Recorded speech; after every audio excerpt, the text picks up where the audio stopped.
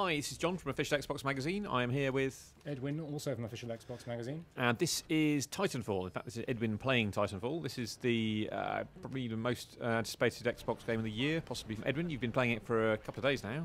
What do you think? I think it's very good. This map is called Smuggler's Cove, and as you've just seen, we're playing Capture the Flag. As you may have read, a multiplayer-only shooter with kind of like a campaign element to it, where you have sort of story elements woven into the multiplayer, which doesn't work as well as I would like, but that's more than compensated by what a good multiplayer shooter it is. I mean, I'm not sure whether to say it needs no introduction at this stage, but obviously this is a game featuring giant robots known as Titans. Yes. And you'll see some of those in a minute. Every game starts, apart from one mode, every game starts with the players on foot, and there's a countdown to Titanfall when everybody gets to call in a Titan, which they can then either pilot or set to guard mode to kind of have the AI take charge of it. You can kind of speed up the acceleration of your Titan's arrival by killing people, basically. But everybody is guaranteed to get a Titan, so that creates a kind of like a baseline rhythm for every match. Yeah, obviously we're all quite familiar with it from the most of us are quite familiar with it from the beta, and obviously it's about as we're sort of seeing here. That's quite a nice kicky manage there. Yeah, just a little bit of emphasis there. Yeah, and then, but there's so much of it is about this kind of speed and fluidity and kind of charging around. Yes, now particularly on this mode, I mean, Capture the Flag, obviously we're very familiar with, but there's two sort of new elements here for Capture the Flag. One is that every player can wall run and double jump, and just generally speaking be a bit of a ninja. The other is that you can just call in a Titan and take shelter in that once you have the flag. I don't actually do this, I think, very much in this particular game because I'm being stupid. However, it is something that one should do. Yeah, so it does actually seem a bit light on Titans all round this match. Is that something that actually, and my experience when I was playing the beta was that actually I did better without the Titan. Like when I did get a Titan, I just kind of left it on, like, kind of following me around. Well, this is the I mean, it is a little bit of a well, actually, first of all, as I say, Titans take a while to arrive. So at this point in the match, you don't have that many Titans around. Although I think they should start showing up pretty soon. So that creates this kind of thing where, the initial conflict is very much agility and pilots on pilots. However, yes, you can. I mean, if you call in the Titan, sometimes it's not the best idea to get into that Titan. It might be an idea to use that Titan as a distraction, because obviously Titans are pretty easy to hit. They're kind of comparatively slow, if you leave your Titan in an exposed area and wait for another player to come and jump on it or try and shoot it, then you might stand to get an easy kill that way. It's a bit of a risk though, because you may also fall victim to somebody else driving a Titan. Titans obviously hit pretty hard, so you might want to be inside the Titan when you are hit by a Titan.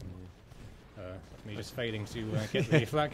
It's very much looking out, going, "Where are you going?" Yeah, that's what I love about this game is the kind of just the motion and the kind of the way you move. Like so many games, like a number of games have tried to kind of do this kind of parkour thing for as long as like parkour has been a thing, And I think you had things like Mirror's Edge or Brink or something like that. But this is the first one that actually feels just really satisfying. And we can see you just kind of running around here. You can just kind of like string it all together and kind of hop, skip, leap. Well, that's the thing. I mean, there's a brilliant. So nice. It's a triumph of intuitiveness. I mean, you literally, if you want a wall run, you just jump into a wall and you'll automatically kind of lock onto it and run onto it for as long as you're holding down that direction button. The double jump is obviously pretty straightforward to use too. And there's this wonderful sense of momentum where the longer you wall run, the more speed you build up. So and then the longer the jump you might be able to pull off once you get to the end of your run. As you say, the maps are kind of built around supporting experimentation in that way. I mean, I'm spending quite a lot of time on foot here, and that obviously makes me more vulnerable. And it also makes me slower. Although, there we go. You see, I rodeo to Titan there. That's when you jump onto a Titan and it allows you to kind of bypass its body shield and just shoot directly into its brain, which makes you can take it down quicker, obviously. However, you can also just use a Titan as a platform. It can be more of a survival tool. Here I'm trying to run straight through a fight whilst... Yes, to limited success. I mean, and how does it compare? Like having spent some time with the full game. I mean, how does it compare to the beta? Is it is there any great difference to it? Have you kind of discovered any kind of new things or had any thoughts about the kind of the maps or the way the combat works? Well, it's more of the same, I would say. I mean, in the beta there was team-based deathmatch or attrition, and there was it hardpoint domination? Yeah, it feels like years ago now. And to that you can add capture the flag, pilot hunter, where you get you get points for killing pilots, and then last Titan Standing. The last Titan Standing wasn't the beta, yeah. So yes, last Titan Standing. Everybody starts in a Titan, and the idea is to be the last Titan Standing. Yeah.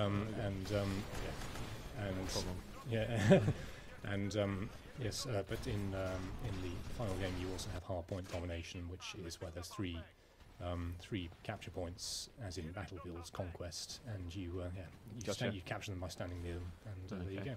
Yeah, and you said earlier on that that you weren't totally sold on the single player. I guess yes. is that the kind of like the only? What is so it? there isn't. I mean, there isn't a single player. There's a campaign multiplayer, which is essentially a series of multiplayer matches with a storyline that takes place around and to some extent within them.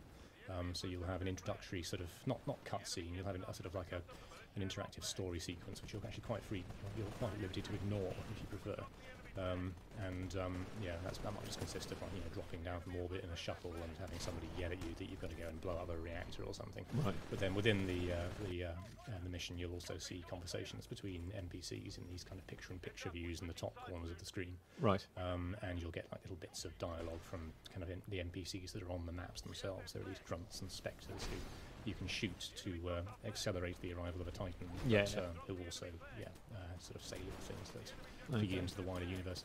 Okay, so what do you have to kind of listen to them? Like that's part of where you learn the story from. Is just by listening to them before you shoot them. Yeah, I mean it's you stop, take 5, and go, hey, just fill me in before I play. No, it's you don't have to pay any attention to it at all. It's very light touch. It doesn't interfere, it makes it a little bit too easy to dismiss. I think for my liking, it doesn't. I mean, I like the idea, but I don't think they've executed it particularly well. And part of the problem is just that the story isn't particularly good. It feels like it's a chapter in a much longer story, the characters are very hackneyed, sort of gravelly-throated people yelling about their war histories, and when they old enemies meet up in the fray and say things like, "Well, I haven't seen you since we blew up that nest of babies while I was working for the dastardly intergalactic corporation or whatever." Right. Don't buy it for the story. It's got a nice universe, as you can see here. The environments. There's kind of all this backstory just woven into the props and the kind of things like ad boards and so on and so forth. But you're not going to get like a Mass Effect style yarn out of this by any means. Yeah, although I would imagine, because when you said it's part of a bigger story, like obviously because it's a very big deal for Microsoft and EA and Respawn, so I imagine that there will be kind of transmedia, like comics, and I can't believe I used the word transmedia. But there'll be all those sort of spin-offs and novelizations and that kind of stuff. Like you're going to get the impression that this is going to be like a kind of Halo style world they're launching with this thing. Well, hopefully. I mean, like it would actually. I think it would work incredibly well as an episodic game, I have to say. I mean, obviously the kind of the broken up format where you've got multiplayer matches that are separated by little cutscenes, that does seem to lend itself well to episodic. And but the feel of the story is also kind of like a sort of a documentary account in the middle of a wider conflict, and you are just like you're one of the many goons participating in the fight. So you're kind of like privy to the shenanigans of these big name NPCs, that would seem to support that nicer. I mean, I'm interested to see where they take it in the DLC, whether they do story DLC or just pure multiplayer DLC. Probably just a mixture of both, I guess.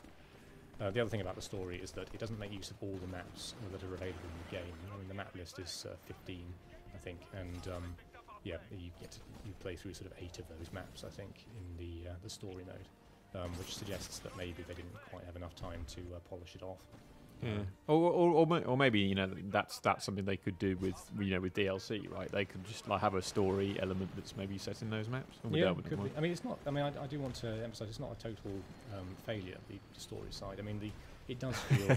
Oh, that's very good of you. It's not a total failure. Yeah. I'm sure Vince Sampella will be delighted to hear that. Yeah, well, I mean, it's as I've said, it's said elsewhere, it's massively compensated by the fact that it's just a great multiplayer game. It comes together in a way that no other game of this in this kind of genre comes together. It's remarkable.